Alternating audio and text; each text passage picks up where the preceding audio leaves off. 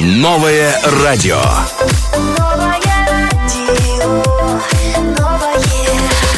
Новое радио. Салам алейкум, Шуандагони Азиз, Саломи Максус, Баруя Хамма и Шумо. Доброе утро, дорогие друзья, дорогие радиослушатели. Меня зовут Борис Усманов. Сегодня, на самом деле, очень прекрасное, очень красивое и немножко дождливое утро. И сегодня у нас в гостях, дорогие друзья, генеральный директор мобильной компании TCL Озодхон Давлатшоев. Доброе утро, Аки Озодхон. Доброе утро, дорогой мой Борис. Доброе утро всем таджикистанцам. Очень приятно находиться в этой студии. Я помню, мы начали новые правила у меня в офисе, когда вы приходили к нам в офис и начали этот год. Впечатления были очень такие шикарные, но, как я обещал и как мы договорились, сегодня я в студии на уже другой Новый год, Навруз. Так что Да. есть у нас это, наверное, новое уже такое символичное новое правило, Новый год, Навруз. Я думаю, так и будем продолжать открывать и ваши возможности, и наши возможности. Я очень рад находиться здесь и иметь возможность поздравить и вас, и ваш коллектив. Ну и важнее, как сказать, ценнее то, что мы можем поздравить всех наших таджикистанцев с Наврузом. Это очень наш древний, старинный, очень важный, научно обоснованный праздник, поэтому это стоит того, чтобы мы вышли в эфир. Конечно же. Мы первый раз были у вас в прекрасном офисе. Офис, который на самом деле отличается своеобразным архитектурным дизайном и в то же время один из символов города Душанбе, фиолетового цвета. Спасибо. Это то, что символизирует компанию TCL. Какие впечатления у вас от нашего офиса, от нового радио? И мне очень интересно, у вас часто бывает интервью на радио? Ну, отчасти нет. Интервью даю редко, потому что надо или о чем-то очень много говорить. Но в любом случае, скажу честно, очень приятно удивлен. Скажу очень честно, ожидал что-то поскромнее в плане масштаба работы. Но скажу одно, очень грамотно, продуманно и на самом деле приятная рабочая среда. Потому что я лично верю, и, как я вам в офисе сказал, бытие определяет, так сказать, и настроение, и насколько люди хотят приходить на работу, насколько их комфортно чувствуют.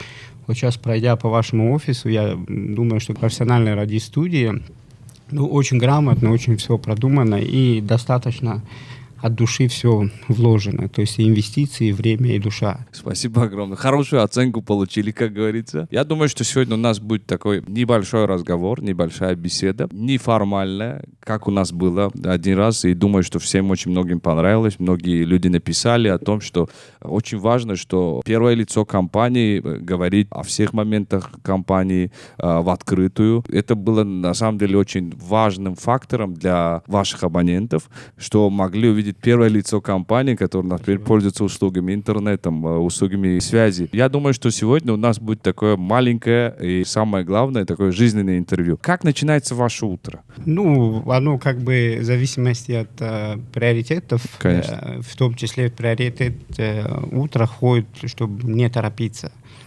То есть иногда просто бегаешь суетливо, что-то надо делать. Вот я читал книжку, где у буддистов есть одна философия, да, что можно потратить 1 час, чтобы организовать свои 23 часа. Иногда мы отчасти просто начинаем бегать 24 часа. Может, это инстинкт самосохранения, может, это какой-то страх несостоятельности.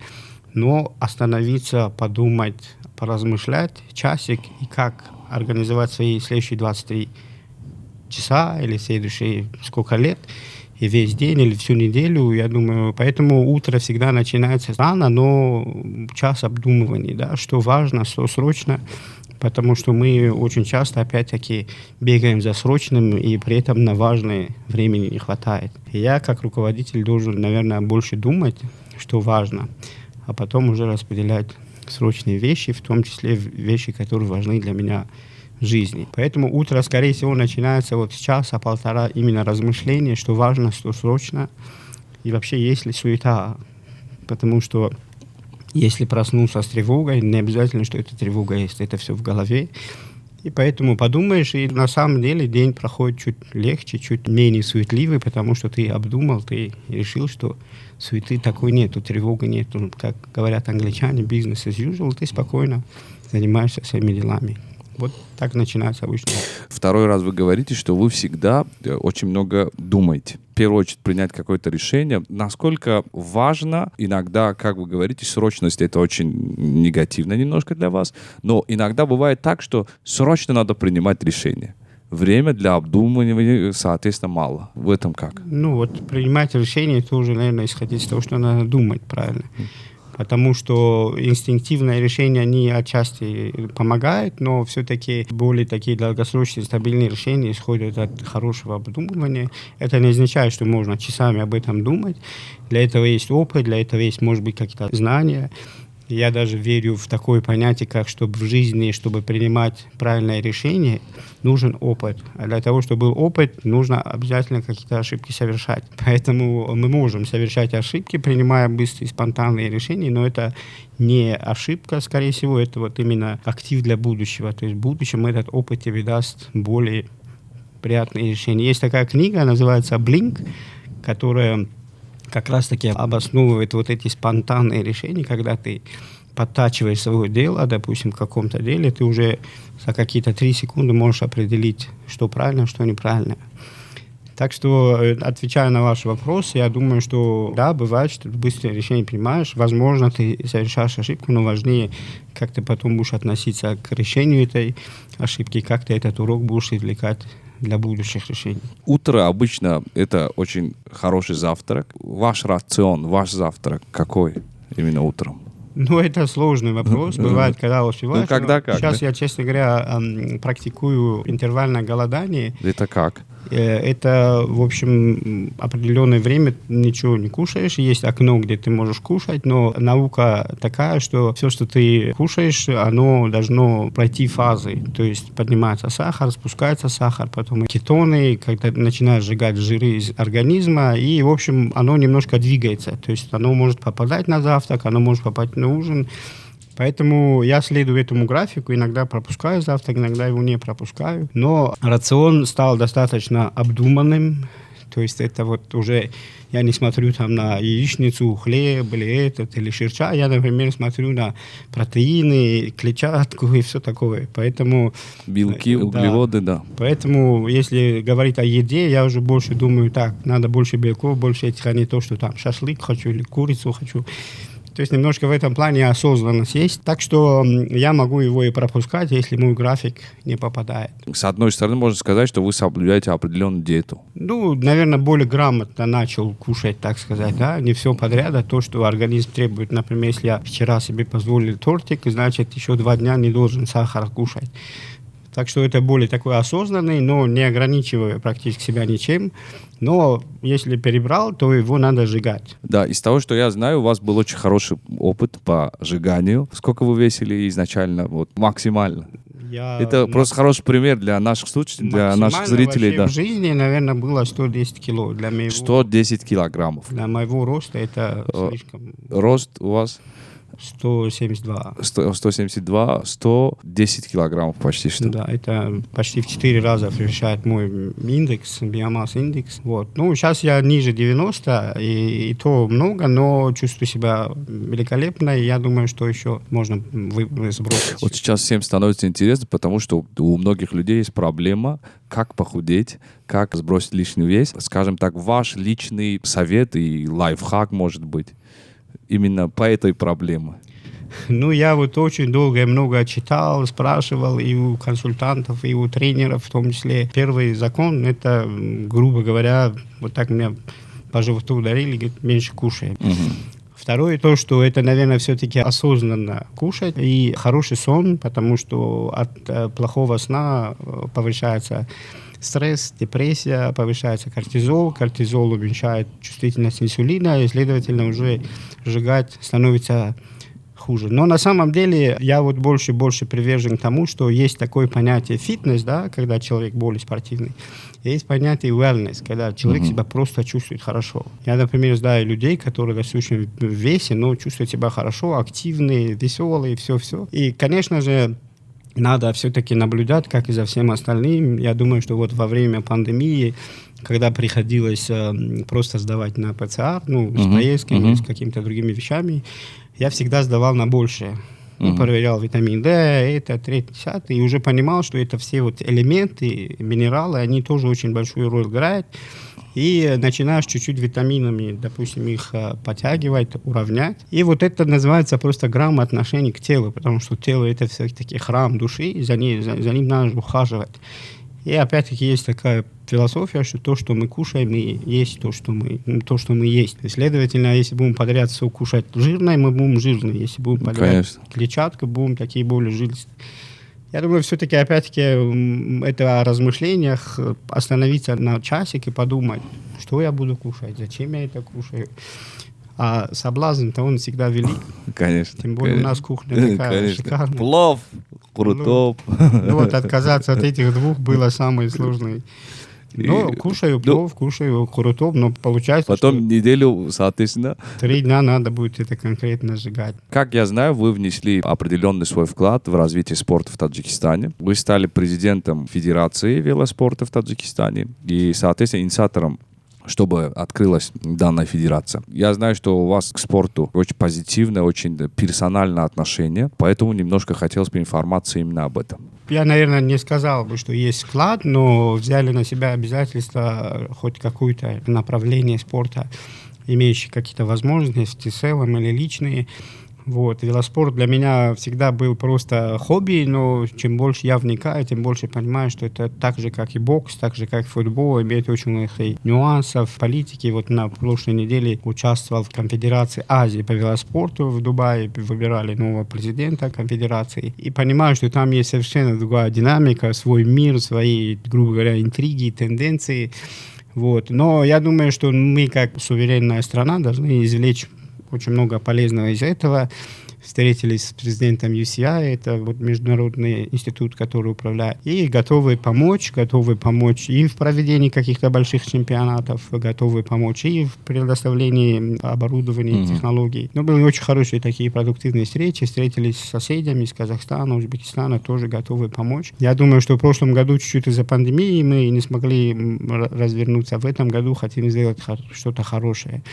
Ну вот спорт — это опять-таки одна часть нашего состояния, это, можно сказать, и эмоциональная, и физическая часть. Потому что в спортах есть наша эмоциональная стабильность, и есть наша физическая стабильность. Ну, а человек здоров, когда у него и духовно, и эмоционально, и материально, и физически все в гармонии. Если одна часть не достает, все равно человек считается неполноценным.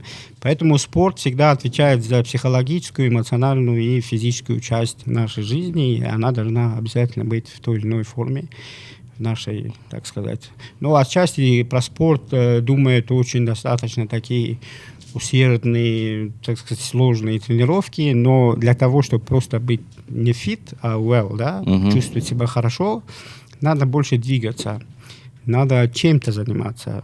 Это не важно, должен там по 20, даже 30 минут побегать, просто походить. Я, например, для себя понял, что сбрасывать вес и сжигать вес не надо обязательно бегать как спортсмен. Фактически быстрая ходьба больше сжигает, чем, допустим, бегать на больших скоростях. У вас очень плотный график, как я сам заметил, потому что как мы где-то неделю записали интервью в вашем офисе, я это увидел сам лично, поэтому я понял, что у вас очень сложная, очень плодотворная работа. Как вы отдыхаете? Мне это очень интересно. Ну, отчасти отдыхаю от работы. Сегодня и сейчас я отдыхаю от нашей беседы, я честно отдыхаю. Как видите, никакой цензуры, никакой программы, никакого готового текста, мы общаемся. Да, у нас. Это одно из удовольствий, это обмен энергетики, да. Вот. Ну, по сути дела, наслаждаюсь, отдыхаю от работы, от общения. Если мне что-то не нравится, я просто не организовываю его, читаю книгу или там, рисую. То есть всегда есть чем себя занять. Главное, откуда получить позитивную энергию. Я, наверное, отдыхаю тем, что максимально стараюсь негативную энергию подальше от себя забрать. А как вы это делаете? Ну, просто отказываюсь от тех мест, которые у меня забирают. Не хотите, да? Отлично. У нас блиц, короткие вопросы, короткие ответы. 2 профессии, которые вам нравятся. Так, я думаю, что все-таки профессия дизайнера очень близка мне, потому что он хороший дизайнер. И, кстати, я подтолкнул все-таки свою дочку пойти по этому направлению. Это человек, который думает не просто, как что-то выглядит, а как он будет увеличивать или улучшать качество жизни людей. Да? Допустим, чайник может быть в любом формате, но Конечно. есть чайник, который и приятный, и умный, и все такое. Поэтому есть такое понятие, как дизайн человеческой среды. Мгм. Это комплексный такой эмоциональный, энергетический. Вот я думаю, что такая профессия, куда я подтолкнул свою дочку, которая потом в результате... Она сейчас где учится? Она в Корее сейчас учится именно на дизайнера. Отлично. Я думаю, что вот это была бы для меня профессия. Кстати, профессия, которую я хотел, профессия, которую мама хотела. Моя, но по воле судьбы так не получилось. И сегодня в своей дочке это двойное счастье для меня, можно сказать. Вот, это первое. И второе, все-таки, я думаю, профессия учителя. Учителя. Да, потому что это наставник, который нас учит, направляет нас в жизни и интерпретирует самые важные науки. У меня и мама учитель, и папа учитель, и, так сказать, преподаватели. Какого предмета? Ну, мама по алгебре, Мгм. а отец был в смысле, по физике, математике, но он больше работал как руководителем. Мгм. Ну, вот это вот. Так что я думаю, учитель самая лучшая профессия, самая нужная и важная. Ну, сложно делить, потому что доктор Да, тоже нужен. все важно, конечно же. Но вот в моей жизни вот эти две вещи, которые присутствуют, наверное, более близки мне. 2 ваши любимые книги. Одна книга это называется «Трансерфинг реальности», как проецировать реальность. Это, там есть чуть-чуть наука физики, наука химии, наука, допустим, психологии, и как мы относимся к жизни в зависимости от нашего окружения. Да? Мгм. Очень такая мощная книга. Потом после нее я впервые читал книгу «Теория критических масс». Это Вы говорили, да. до этого была очень скучная книга физики, а после этого прям вот очень интересная книга. И второе, скорее всего, книга, которая мне по душе почему-то, там достаточно поэтизма, достаточно искусства, но достаточно мудрости, это Халиль Джибран «Пророк». Есть такая книжка, я читал. Ну, красиво написано, лаконично, но при этом трактует некоторые направления жизни, про дружбу, про это, про предательство, про там, семью, любовь, друзей. То есть трактует некоторые вещи. Очень поэтично, красиво написано. А так все наши таджикские поэты пишут просто на высоте, да, если трактовать. Отлично, спасибо вам. И последний вопрос. Ваша любимая песня? Или ваши любимые исполнители, можно и так сказать? Музыка и как она эволюционирует, вроде не меняется, но эволюционирует. Все-таки музыка Далера Назарова очень Конечно. близка, потому что достаточно богата. Вот. Ну, песня, наверное, почему-то у меня вот засела. У Муборак Шо была песня Равшани Бурад Рушон, такая песня. Да, да. Не знаю, почему-то она у меня постоянно в голове играет, но это еще с каких-то времен. А так я люблю много жанров, в основном люблю стиль лаунж. Она всегда у меня играет где-то за бэкграундом, но моя мечта была, чтобы я там научился играть на пианино. У меня, естественно, опять не получилось. Но сейчас мой сын очень красиво играет на пианино, и как бы опять... Дочь дизайнер, сын играет на пианино. Вот все ваши мечты реализуются. Но это двойное важно. счастье. Да, Да, это двойное если- счастье, конечно. Так что, я думаю, есть старости лет о чем поговорить, а что слушать. Это же мы вкладываем в свою старость. Ну, вот так. Спасибо вам огромное за то, что сегодня уделили нам время, за то, что пришли, независимо от того, что у вас очень плотный график. Я думаю, что мы сегодняшнюю нашу беседу закончим традиционно. Ваши пожелания нашим зрителям, слушателям и, конечно, вашим абонентам компании TCL. Ну, начну с ваших слушателей, где я уверен, что есть мои еще и абоненты. Слушайте новое радио, потому что, оказывается, за этим всем стоит достаточно серьезная, плотная работа, достаточно молодые, перспективные ребята, студия шикарная, все грамотно сделано. Поэтому то, что вы в эфире слышите, так сказать, чуть ли не за бесплатно, за этим очень много вложений, Конечно. очень много и времени, и усилий, и желаний есть. Так что я думаю, что будущее у этого радио есть, и мы будем частью этого развития, будем сотрудничать. Ну и параллельно хочу опять-таки поблагодарить своих абонентов, потому что TCL есть, потому что есть мои абоненты, TCL есть, потому что мои абоненты мне верят, и TCL есть, потому что нас терпят, иногда у нас бывают аварии, иногда у нас связь, иногда нагрузки, иногда вот сейчас очень сложный период для связи, потому что много дождей, много камнепадов, и, естественно, многие регионы могут пострадать, но они верят, терпят, да, иногда жалуются, но это их право. Поэтому я очень искренне благодарю. И, конечно, в конце концов, хочу всех еще раз поздравить с Наврузом. И то, что у нас весна, то, что запах весны, дожди, это все очень приятно, все божественно. Так что любите весну, любите цветы. Я думаю, что есть чему радоваться. Любить Таджикистан в целом. Да, и Навруз в Таджикистане, он реально по календарю, и будет очень красивый Таджикистан. Так что наслаждайтесь страной и природой, и весной. Спасибо вам огромное, дорогие друзья, дорогие радиослушатели. Меня зовут Мубарис Усманов. У нас сегодня в гостях специальный гость, генеральный директор компании Антисел Озодхон Давлатшоев. Ташакур. Удачи вам. Хушамадет мегем шуро бори дигар. Дӯстони азиз, шунавандагони гироми қадри мо, мавҷи 95.5 FM, радио Инав, новое радио. Спасибо всем. Будьте с нами. Хайр. Новое радио.